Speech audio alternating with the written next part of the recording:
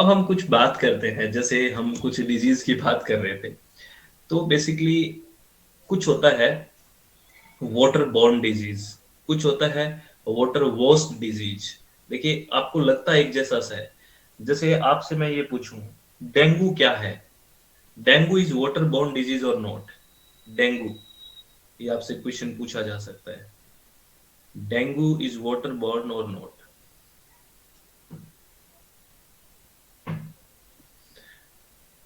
Dengue is water borne और not? Dengue is not water borne disease. Dengue is water related disease, not water borne. इनमें difference देखेंगे अभी क्या होता है।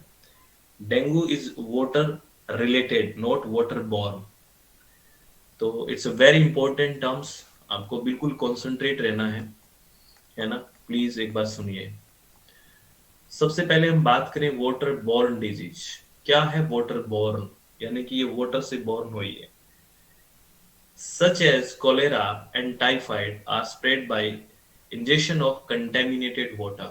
Basically, ये वाटर है और ये वाटर कंटेमिनेटेड है, यानी कि ये पोल्यूट वाटर है। अगर इस वाटर को मैं पी लेता हूँ तो मतलब मैंने इसको इनहेल कर लिया, अपने अंदर ले लिया, इंजेक्शन कर लिया। उसके बाद जो डिजीज होगी that will be water borne disease. यानी कि वाटर को अंदर लेने से, कंटेमिनेटेड वाटर को अंदर लेने से जो होगी। हम्म, हाँ, there is no vector in between this. सीधा आप इनहेल कर रहे हैं, सीधा वाटर को इनहेल कर रहे हैं अंदर, तो वो होगी water borne disease. Are you getting me? आपको सबको सुनाई दे रहा है? सुनाई और दिखाई दे रहा है? तो वाटर को बॉर्न कौन सा होगा?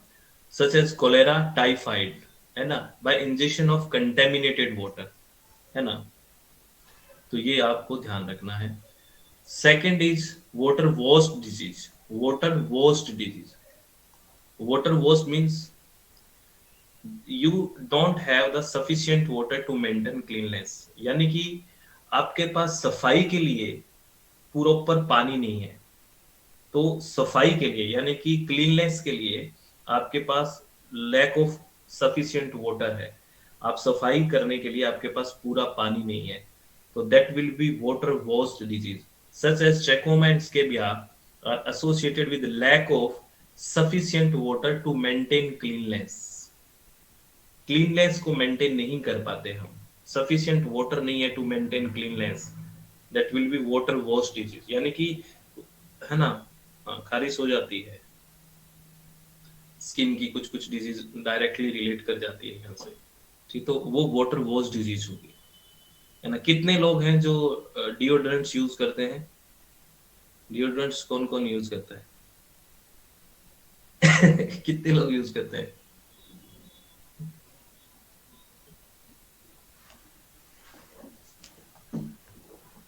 अब कोई नहीं बोलेगा।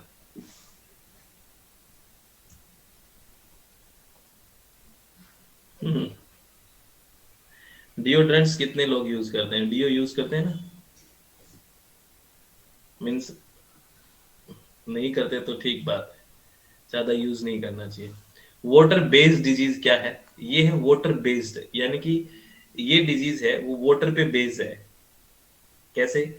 सच है schistosomiasis and dracunculiasis involve water contact but don't require injection.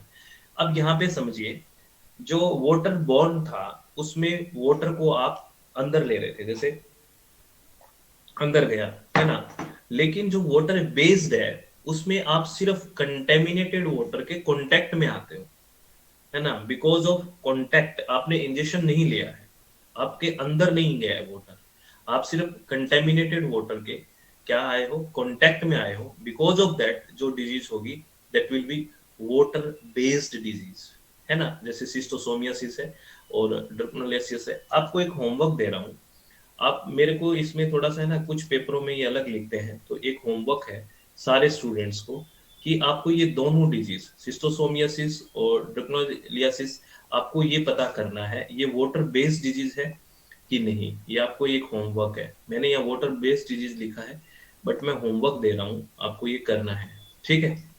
और अब है वाटर रिलेटेड डिजीज। इसमें क्या है, such as malaria and dengue.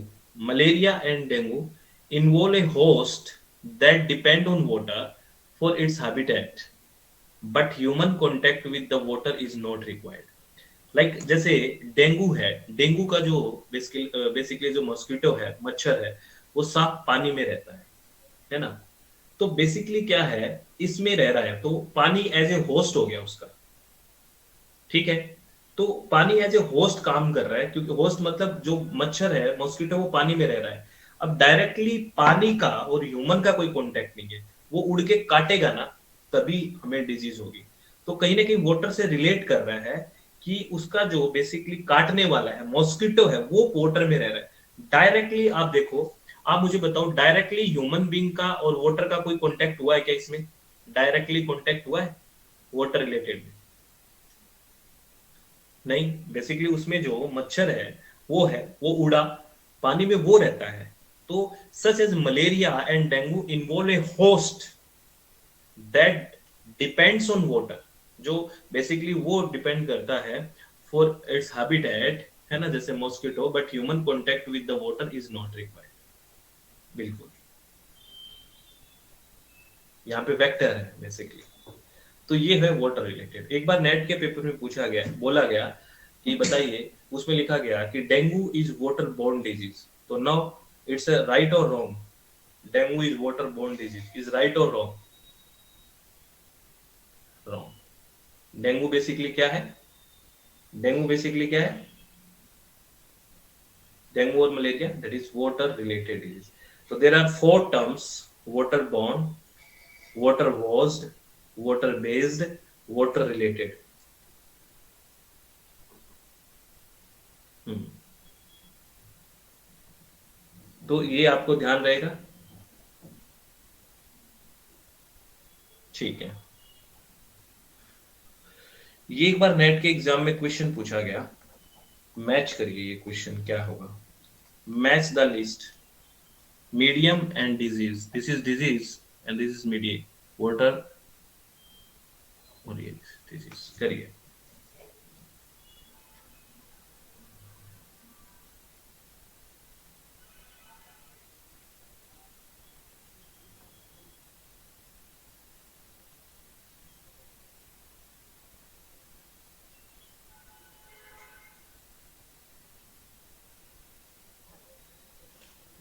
चलो मैं पोल दे रहा हूँ, all the very best. Shreya ji, इसको पोल में ही आंसर करना है, आई रिक्वेस्ट टू यू।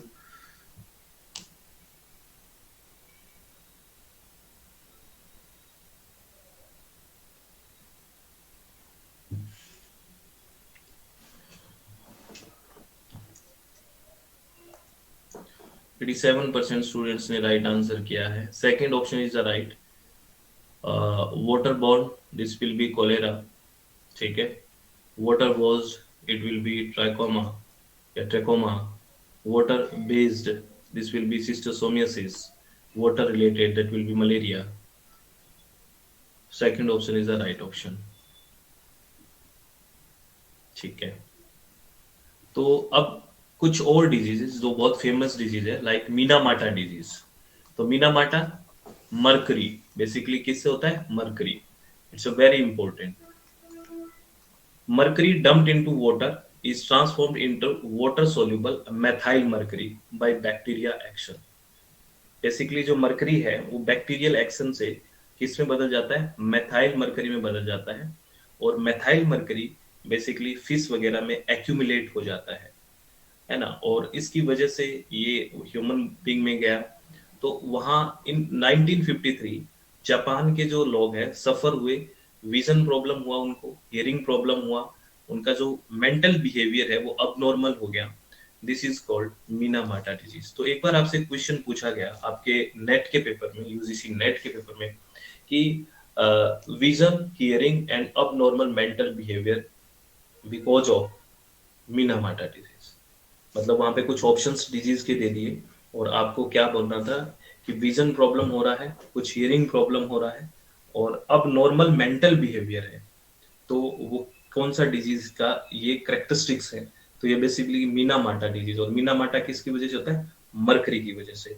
तो बेसिकली वाटर के अंदर जो माइक्रो ऑर्गेनिजम्स होते हैं वो मरकरी को वाटर सोल्यूबल मैथाइल मरकरी में बदल देते हैं, और वो एक्यूमुलेट हो जाता है, ह्यूमन बीइंग में गया, और फिर ये डिजीज होता है, दैट इज मीना माटा डिजीज।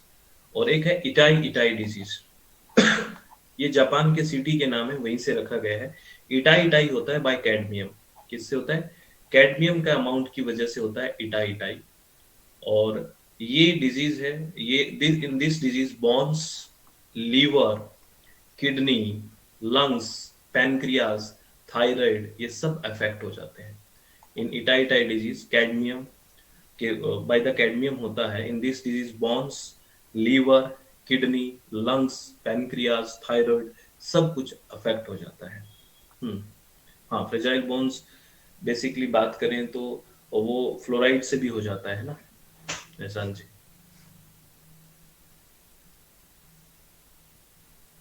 सोर्स कैडमियम का सोर्स तो बहुत है, जैसे बेसिकली एहसान बिन अहमद जी बात करें कैडमियम का, जैसे मेटल है ये, और मेटल आप देखते हो कैडमियम बहुत सारे जो इंस्ट्रूमेंट्स बनते हैं, इलेक्ट्रिकल इंस्ट्रूमेंट्स हैं उसमें, बैटरीज वगैरह में, और इनमें सब में बहुत सारों में यूज होता है। और ये जब डंप करते हैं तो कहीं ना कहीं हो जाते हैं, बहुत सारे मैन्युफैक्चरिंग में यूज किए जाते हैं ये। और ब्लू बेबी सिंड्रोम, और इसका अदर नेम है मैथेमोग्लोबोनेमिया डिजीज। और ये किसकी वजह से होता है? नाइट्रेट का अगर एक्सेस अमाउंट है ना, इन ड्रिंकिंग वाटर। वैसे कितना परमिसेबल है नाइट्रेट का? कितना परमिसेबल था अभी बात किया था हमने, कितना परमिसेबल लिमिट था, एक्सेप्टेबल कितना था? 45। अगर उससे एक्सेस में हो जाता है तो ब्लू बेबी सिंड्रोम होता है। हम्म। और इसमें होता क्या है देखिए, nitrate from polluted water form compound. जो नाइट्रेट होता है पोल्यूटेड वाटर में एक कंपाउंड बनाता है within the body that change haemoglobin to methaemoglobin. Basically जो हमारी बॉडी के अंदर, जैसे हमने बात की थी कार्बन मोनोऑक्साइड में, कि हीमोग्लोबिन से जुड़ के वो कार्बोक्सी हीमोग्लोबिन बना लेता है।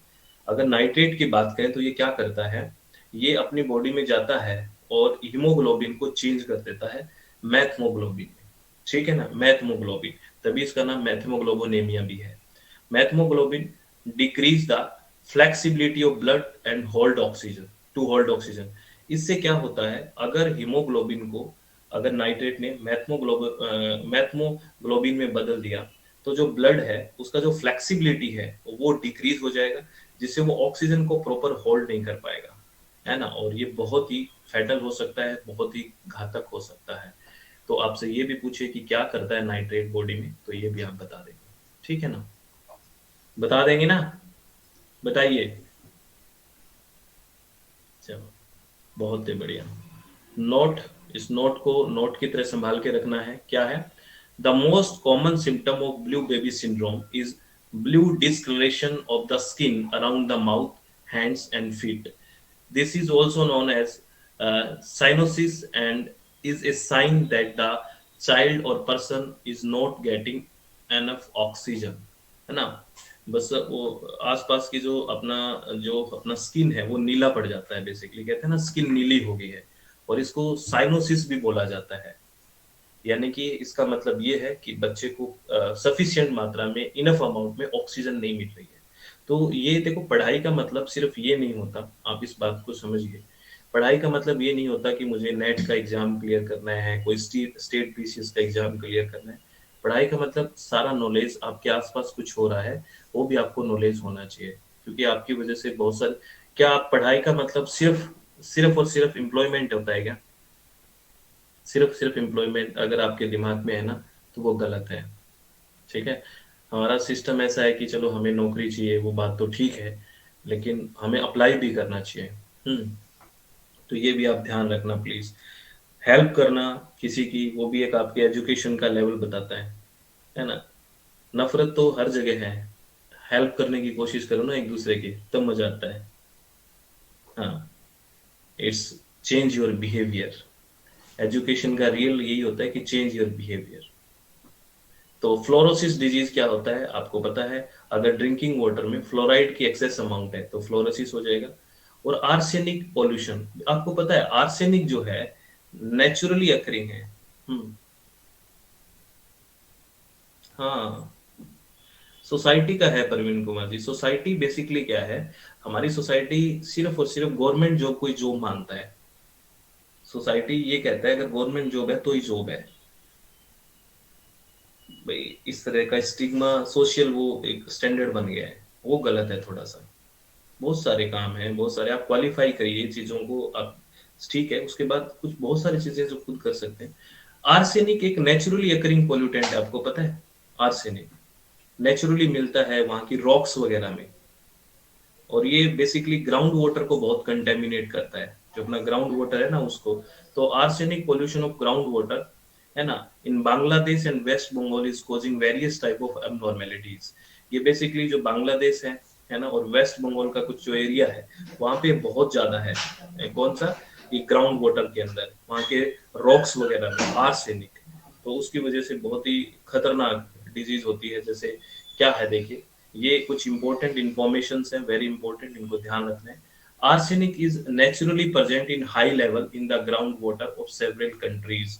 बेसिकली कई देशों में ना, बहुत सारे कंट्रीज में ये नेचुरली मिलता है, वहां की रॉक्स वगैरह है ना। Arsenic is highly toxic in inorganic form, ये ध्यान रखना।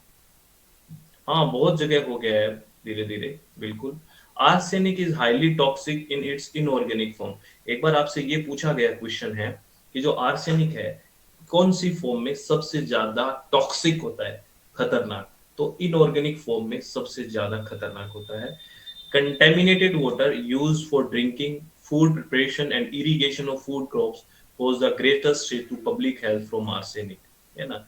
बेसिकली क्या है, कोई भी कंटेमिनेटेड वाटर है जिसमें आर्सेनिक है, बेसिकली अगर वो हमारी बॉडी में हमने पी लिया तो इशू है, उससे हमने फूड खाना बनाया तो इशू है, अगर फीड फूड क्रॉप्स के अंदर अपने इरिगेट कर दिया, सिंचाई उससे किया, पानी वो दिया, तो भी हमारे पर पब्लिक का बहुत बड़ा हेल्थ का इशू है ये। तो हम कहाँ कहाँ बचेंगे बताओ, कहाँ कहाँ बचे, क्या साधन है हमारे पास बचने के, बताओ। कितनी सारी चीजें हो चुकी है। घर में रहे तो कंक्रीट हो गई, ब्रिक्स हो गई, इनसे रेडोन निकलने लग गया, पानी में ये हो गया। अब करें तो क्या करें, जिए तो कैसे जिए। हम्म? और black foot disease is characteristic vascular disease associated with long term exposure to inorganic arsenic. अगर इनऑर्गेनिक आर्सेनिक के ज्यादा आप बेसिकली एक्सपोजर में आ गए लंबे टाइम से, यानी कि इससे, तो आपको ब्लैक फुट डिजीज हो सकती है। तो आपसे पूछा भी जा सकता है कि ब्लैक फुट डिजीज किसकी वजह से होता है, तो long term exposure to inorganic arsenic. ठीक है, वेरी इंपॉर्टेंट। तो आप ये सारी चीजें ध्यान रखेंगे। तो थैंक्स, बी काम, चित्त को शांत रखें, रिलैक्स रहें।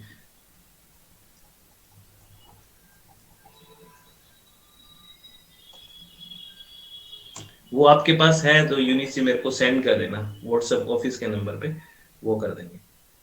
ठीक है, नहीं मैं देख लूंगा, मैं देखूंगा मैं, लेकिन फिर भी आपके पास है तो आप मेरे को भेज देना। चलो, ऑल द वेरी बेस्ट, आप लोग हमेशा खुश रहें, इसी तरह से पढ़ाई करते रहें।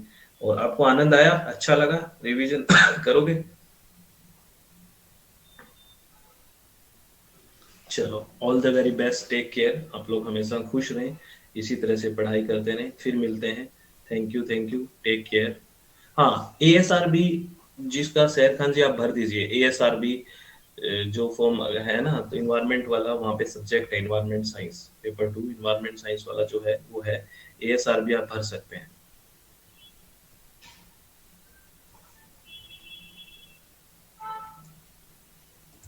हाँ, मेरे पास भेज देना इकबाल जी, आपके पास अगर पेपर है तो।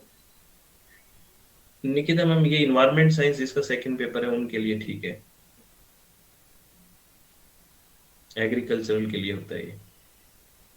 तो आप भर दीजिए एएसआरबी, साइंटिस्ट की पोस्ट है ये, अच्छी पोस्ट होती है, ये भरना चाहिए इन्वायरमेंट वालों को, कोई इशू नहीं है। और जो हम पढ़ रहे हैं इन्वायरमेंट साइंस पेपर 2 में और पेपर 1 के कुछ यूनिट, तो ये बहुत इंपॉर्टेंट है। ठीक है, चलो, ऑल द वेरी बेस्ट, आप लोग हमेशा खुश रहें, बाय, टेक केयर। बहुत बहुत धन्यवाद, thank you, thanks a lot.